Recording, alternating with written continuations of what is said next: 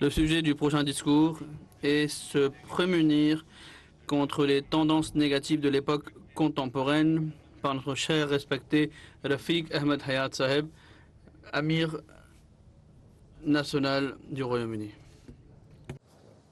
أشهد أن لا إله إلا الله وحده لا شريك له وأشهد أن محمدا عبده ورسوله أما بعد فأعوذ بالله من الشيطان الرجيم بسم الله الرحمن الرحيم.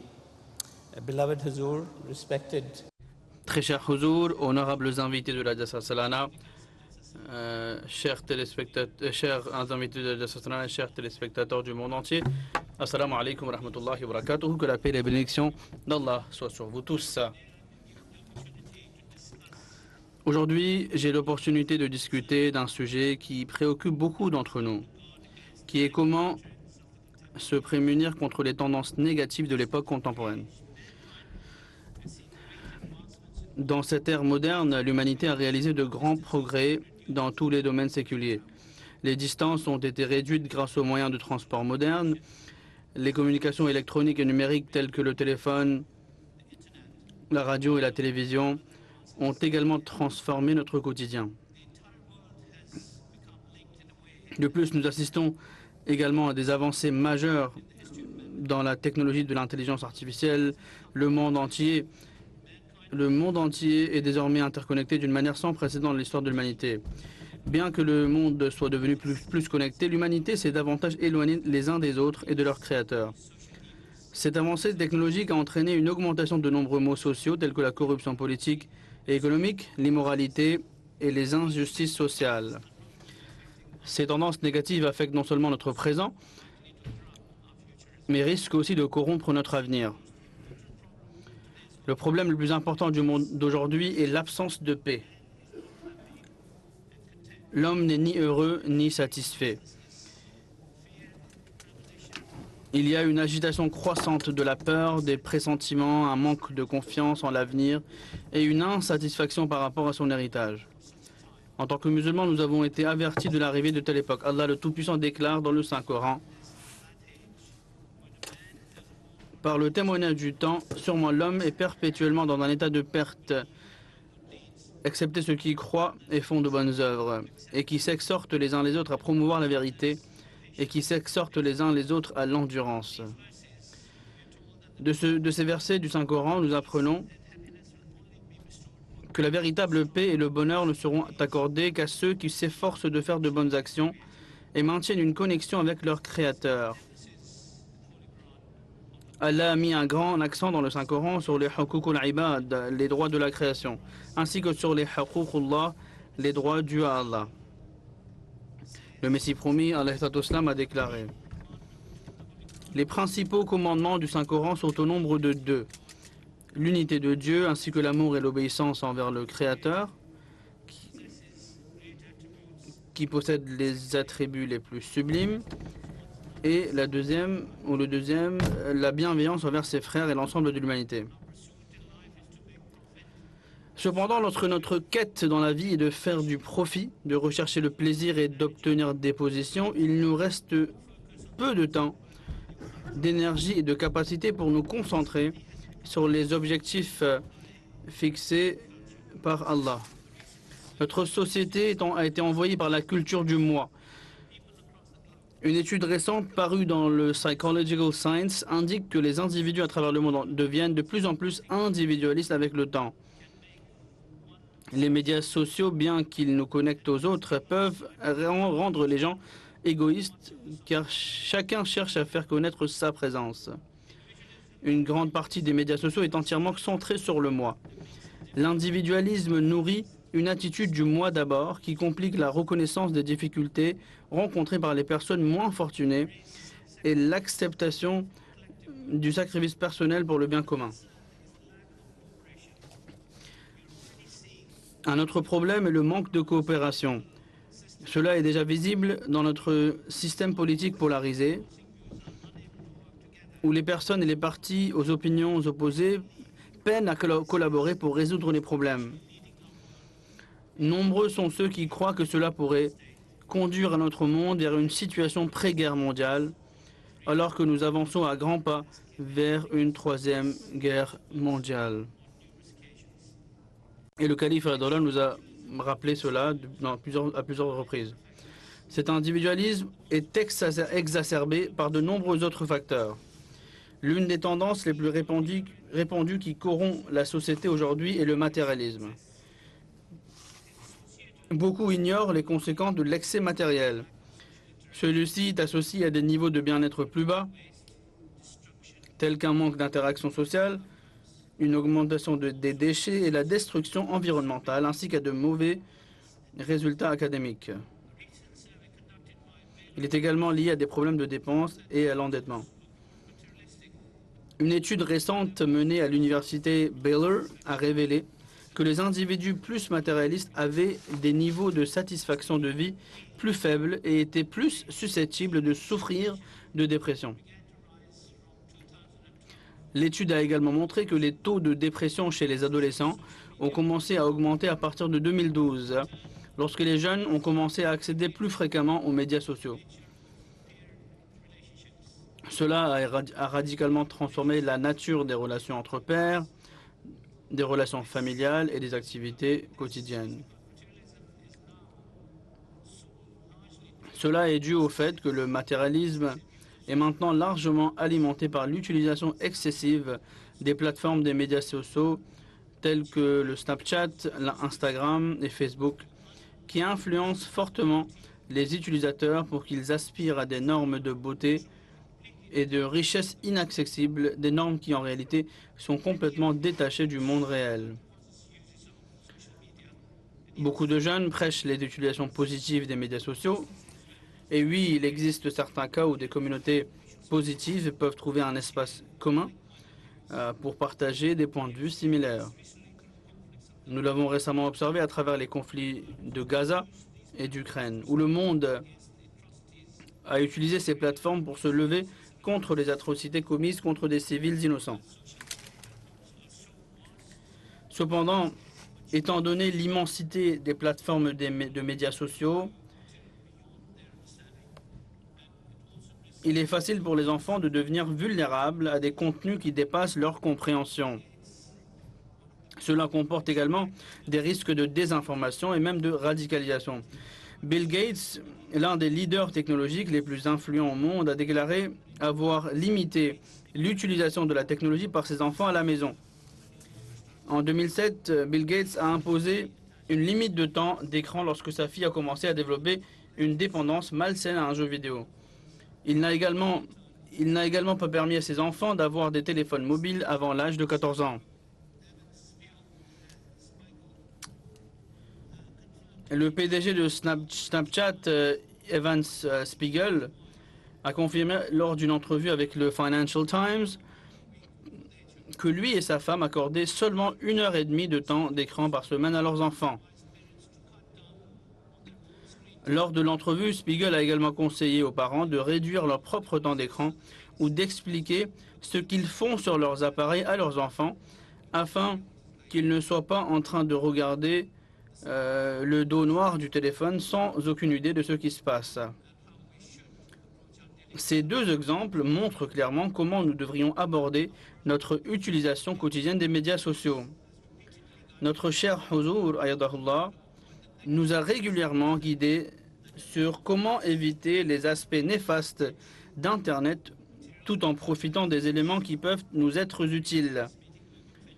Lors d'une réunion avec les filles de Wakfeno du Royaume-Uni, le calife Ayadahullah a affirmé. Hier, durant son discours adressé aux femmes, il a aussi rappelé que nous devons prêter attention à ce que le calife... Donc nous devons aussi garder en tête ce que le calife a dit hier, afin que nous puissions devenir de meilleurs individus et que nous pouvons réformer nos enfants de bonne manière. Donc le calife a dit donc si vous connaissez les usages négatifs des médias sociaux, vous devez éviter de tels usages. Il s'agit d'une question de tentation. Une personne est facilement tentée, elle ouvre un lien, s'y intéresse, puis en ouvre une autre, puis un autre, et ainsi de suite. L'utilisateur ne pense pas à l'impact négatif que cela peut avoir sur lui. Donc la première fois que vous voyez quelque chose sur les médias sociaux qui peut potentiellement avoir un impact négatif sur vous ou sur les autres, fermez-le immédiatement. Au lieu de cela, visitez les sites qui augmentent votre savoir. Par exemple, regardez des programmes scientifiques ou éducatifs et des documentaires. Et lisez les commentaires et des articles rédigés par des scientifiques et des universitaires. Il est conseillé à de nombreux parents de restreindre le temps d'écran de leurs enfants en raison de l'augmentation de cas de prédation sexuelle en ligne. D'après la NSPCC, un quart des crimes de prédation sexuelle en ligne au cours des 5 dernières années ont touché des enfants d'âge primaire. 73% de ces crimes ont impliqué Snapchat et Meta. Les études montrent que les enfants sont souvent victimes de prédateurs en ligne parce qu'ils sont fréquemment négligés à la maison. Je comprends que de nombreux parents travaillent maintenant à temps plein et ont du mal à concilier vie professionnelle et vie familiale.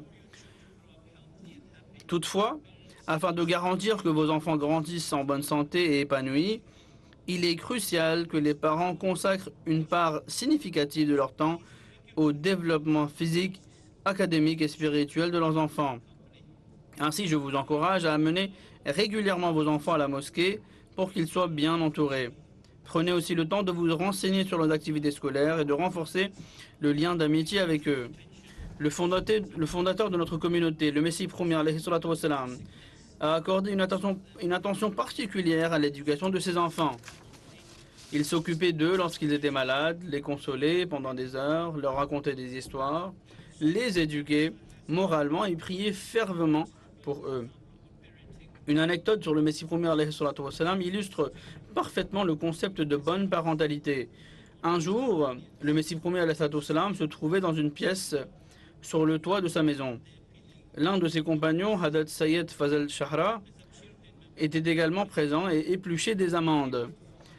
Hazrat Mirza Bashiruddin Mahmoud Ahmad, qui avait environ 4 ou 5 ans à l'époque, est entré et a pris toutes les amandes dans ses bras.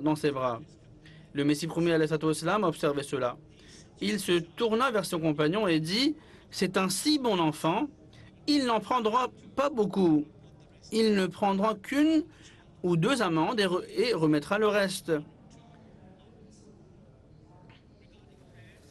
L'enfant obéit immédiatement et repartit avec seulement 1 ou 2 amandes.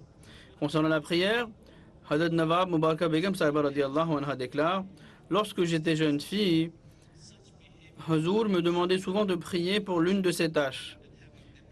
Un tel comportement favorisait l'habitude de prier chez les enfants et de voir leur prière acceptée.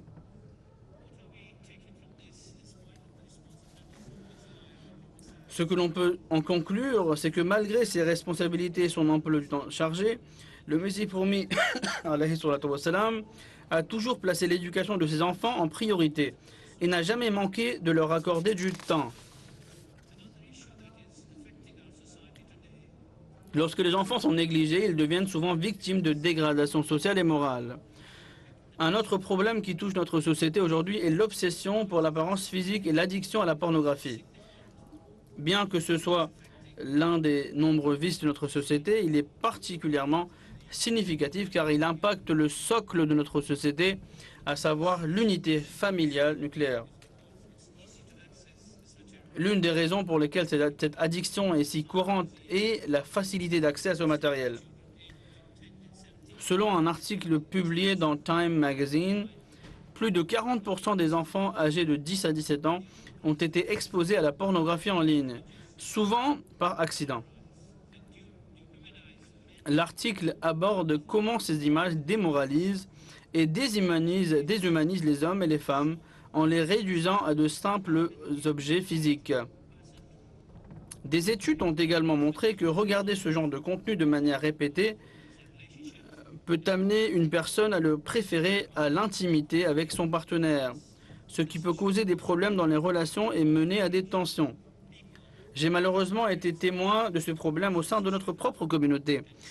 Et c'est pourquoi je recommande vivement aux jeunes et aux parents de traiter cette question à la maison et de discuter de l'importance d'éviter ce genre d'images.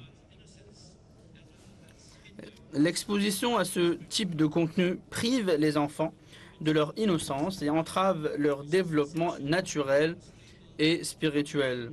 Ainsi, ils ne parviennent pas à obtenir l'équilibre essentiel pour mener une vie conjugale et familiale stable. Comme je l'ai mentionné précédemment, il suffit de se tourner vers le Saint-Coran pour apprendre que notre religion nous enseigne que chaque relation que nous entretenons dans la vie mérite respect et dignité.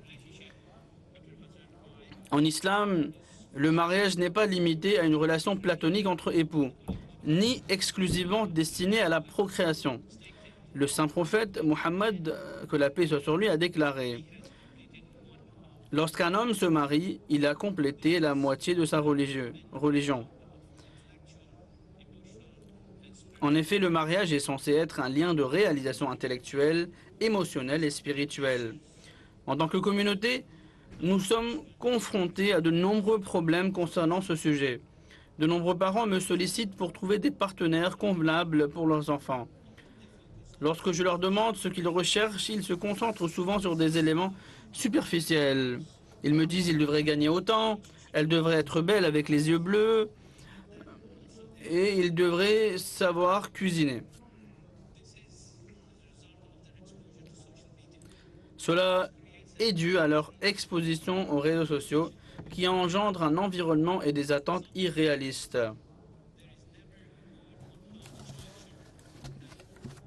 Parfois, il n'est jamais question de savoir comment un enfant devrait posséder un bon sens moral, une belle personnalité et une relation avec Dieu. Les parents me disent souvent: mais que pouvons-nous faire, Amir Saheb? C'est ce que notre enfant souhaite. Donc en profitant de cette plateforme aujourd'hui, j'aimerais m'adresser directement aux enfants et aux jeunes adultes. Ne choisissez pas un partenaire de vie sur la base de critères superficiels, tels que la richesse et la beauté, car ces deux aspects sont voués à changer. La beauté aujourd'hui se fanera avec l'âge. La beauté d'aujourd'hui se fanera avec l'âge et la richesse peut disparaître en un instant.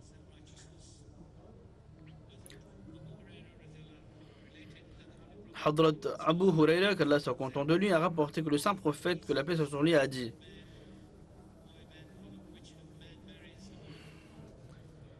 un homme se marie pour 4 raisons: sa richesse, son origine familiale, sa beauté ou sa piété. Vous devriez cependant préférer une femme pieuse. Qu'Allah vous bénisse avec une épouse pieuse. Ce hadith est également applicable aux femmes lorsqu'elles cherchent un mari convenable. Un partenaire pieux préservera votre foyer et élèvera vos enfants avec de bonnes valeurs morales. Et en conséquence, vous hériterez des bénédictions tant dans la religion que dans cette vie. Ce qui permet à un mariage de surmonter toutes les épreuves et les difficultés, c'est le bon caractère et la relation avec Allah, le Tout-Puissant. Un des grands défis pour la jeunesse musulmane aujourd'hui est l'influence des médias occidentaux sur leur façon de penser. Ces médias mettent en doute l'adéquation de l'islam pour ce qu'ils considèrent comme une vie moderne. Afin de discréditer l'islam, les médias occidentaux le dépeignent comme une religion médiévale et agressive, patriarcale et ne garantissant pas l'égalité entre les sexes, ce qui, selon eux, le rend inapproprié pour le XXIe siècle. Malheureusement, en raison du manque de compréhension de leur propre foi, nos enfants, au lieu de défendre l'islam, deviennent victimes de ce récit. Au lieu de défendre l'islam, ils donc deviennent victimes de ce récit. Par conséquent, pour chercher du réconfort, ils s'associent aux prétendues valeurs culturelles occidentales, ce qui les éloigne de la moralité, de la spiritualité, du développement de leur âme. En partie, la faute incombe aux parents, qui sont trop absorbés par leur propre vie, au détriment de l'éducation de leurs enfants et de leur transmission des valeurs spirituelles. L'essentiel est qu'à moins que nous nous donnions l'exemple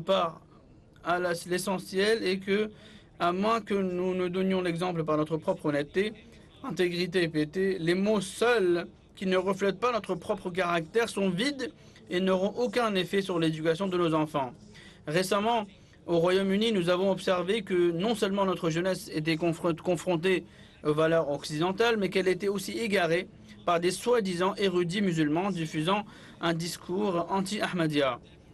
En raison de leur méconnaissance de leur propre foi, beaucoup devenaient inquiets face à ce qu'ils entendaient. En réponse sur les instructions de notre bien-aimé calife, ayadahullah, les savants de la Jamaat ont commencé à aborder les questions soulevées afin de rassurer les jeunes et de leur montrer qu'ils avaient été mal informés. Cette démarche a été très bénéfique pour de nombreux enfants et jeunes adultes qui doutaient de leur foi. Un autre projet que nous mettons en place pour traiter les préoccupations et les craintes de nos jeunes membres est d'offrir un forum ouvert où les sujets peuvent être abordés librement. Cela leur donnera confiance dans la transparence et l'intégrité de nos échanges. Un autre défi majeur est que les nouvelles générations pensent détenir une connaissance parfaite et qu'elles peuvent obtenir des réponses immédiates par le biais des recherches sur Google. Elles ne réalisent pas que tout ce qui est trouvé sur Google n'est pas nécessairement authentique ou véridique. Et pour une personne inexpérimentée, cela peut être nuisible. Lorsqu'on remet en question certaines de leurs opinions, elles se réfèrent systématiquement à une recherche Google pour confirmer leur point de vue. Nous savons que le fonctionnement de Google repose sur des algorithmes. Ainsi, une fois qu'une certaine approche est adoptée dans notre recherche, Google renforce cette narrative plutôt que de fournir une vue plutôt équilibrée.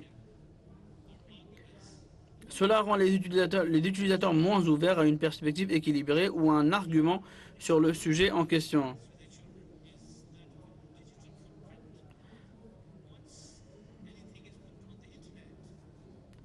Un autre problème important que les parents doivent aborder avec leurs enfants est celui de l'empreinte numérique. Une fois que quelque chose est publié sur Internet, cela reste là pour toujours et peut être utilisé contre l'individu plus tard, même s'il ne partage plus le même avis, et cet élément le marquera toujours. Un autre défi est le pouvoir de la publicité. À travers la publicité, beaucoup sont attirés par des jeux, de la nourriture et des boissons qui sont souvent très malsains pour leurs esprits et leur corps. Les jeux montrent souvent de l'agression, ainsi que des actes de violence et de destruction, ce qui désensibilise les enfants à cette violence et qui conduit donc à un manque de compassion, d'empathie et de compréhension. Les recherches actuelles montrent que l'exposition excessive aux médias peut être addictive et a des manifestations physiques sur la reconfiguration du cerveau des jeunes enfants. Cela entraîne une diminution de la capacité d'attention. Nous observons cela dans nos propres foyers, où les enfants passent trop de temps devant l'écran. Ce phénomène devient maintenant une préoccupation pour les autorités nationales. Et en Chine, le gouvernement a mis en place des restrictions sur le temps que les enfants peuvent passer devant un écran. Selon un article publié par la BBC, il est indiqué que les écoles en Angleterre ont reçu de nouvelles directives visant à interdire l'utilisation des téléphones mobiles pendant la journée scolaire. La raison de cette mesure était de minimiser les perturbations et d'améliorer le comportement en classe. Nous observons désormais l'impact de l'utilisation excessive des téléphones chez les jeunes couples mariés, car la diminution de l'attention et le manque de patience ont engendré de sérieux problèmes de communication. Récemment, on m'a signalé qu'un jeune couple marié, assis ensemble dans une pièce, préférait communiquer par message texte plutôt que de parler directement. Donc la question qui se pose est quel type d'éducation pourront-ils offrir à leurs enfants alors qu'ils sont eux-mêmes perdus lorsqu'ils ont eux-mêmes perdu le chemin. Alors quelle est la solution? La première chose est que les parents doivent se réformer eux-mêmes et devenir un modèle à suivre pour leurs enfants. Cela ne peut pas être réalisé que si nous revenons aux principes fondamentaux et pratiquons véritablement les enseignements islamiques au sein de nos foyers et tout au long de nos vies.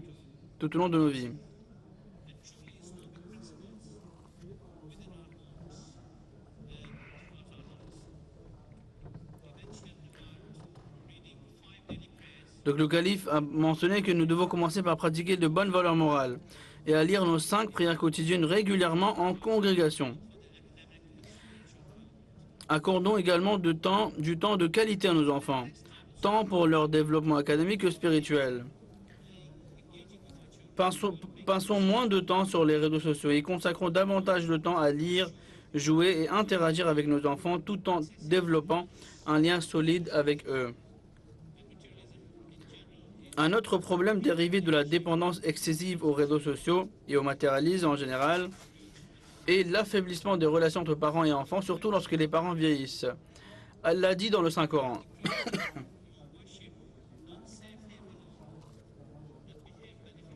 Ton Seigneur a ordonné que vous n'adoriez nul autre que lui et que vous montriez de la bonté aux parents.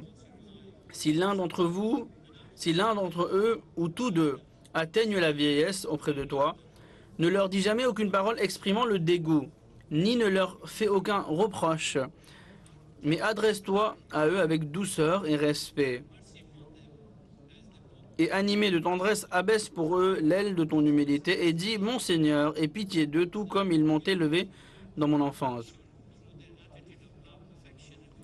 Ces versets nous enseignent qu'après la reconnaissance de l'unité divine, il est primordial d'accorder une attention et une tendresse particulière à nos parents, surtout lorsqu'ils sont âgés et en difficulté.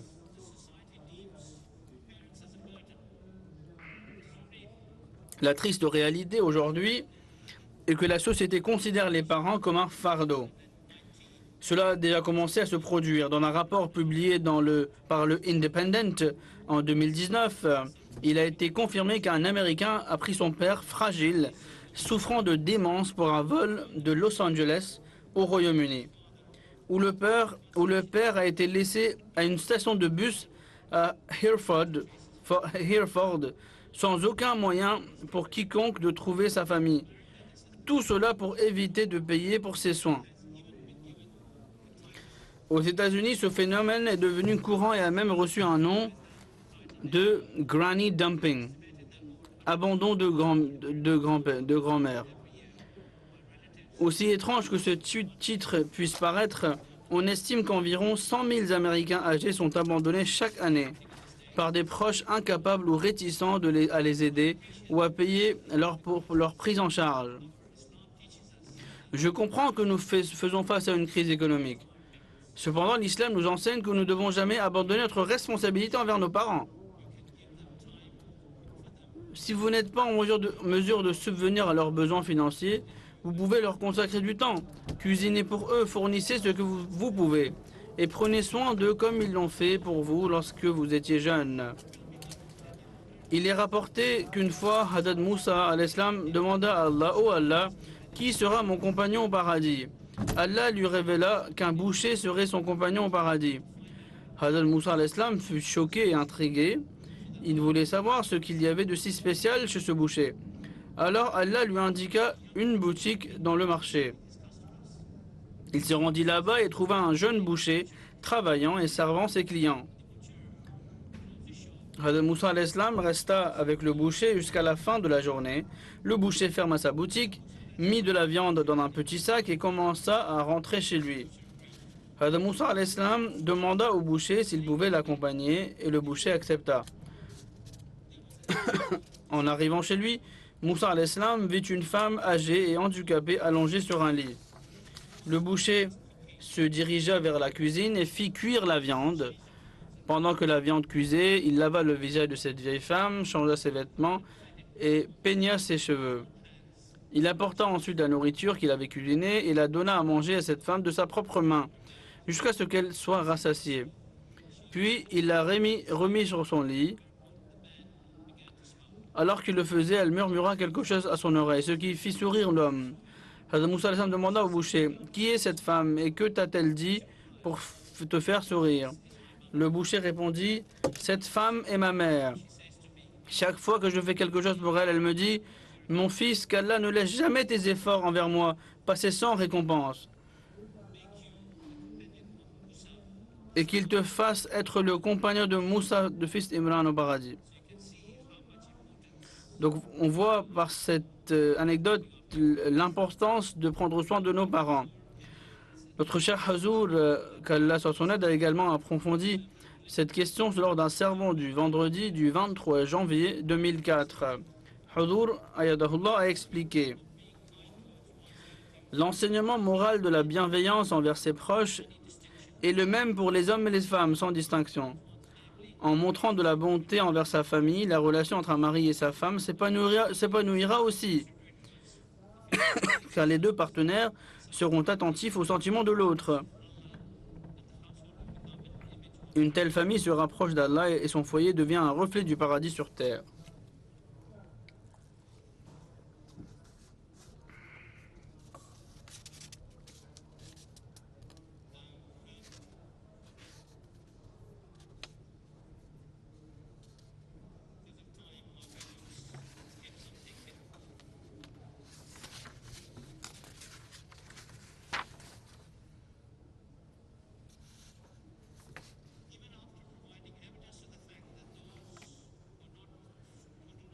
Même après avoir fourni des preuves,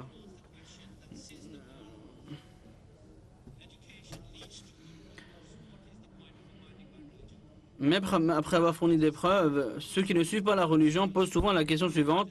Puisque l'éducation mondaine conduit à de bonnes mœurs, quel est l'intérêt de suivre une religion? Donc comme l'éducation mondaine conduit à de bonnes mœurs, quel est l'intérêt de suivre une religion? On dit que les mœurs peuvent être inculquées sans éducation religieuse. Et en fait, il est soutenu que les personnes qui ne suivent pas la religion ont des mœurs meilleures que celles qui sont religieuses. Cette accusation est particulièrement adressée aux adeptes de l'islam. Le calife Ayatollah a fourni une réponse. Lors d'un sermon du vendredi du 24 avril 2015, il a déclaré: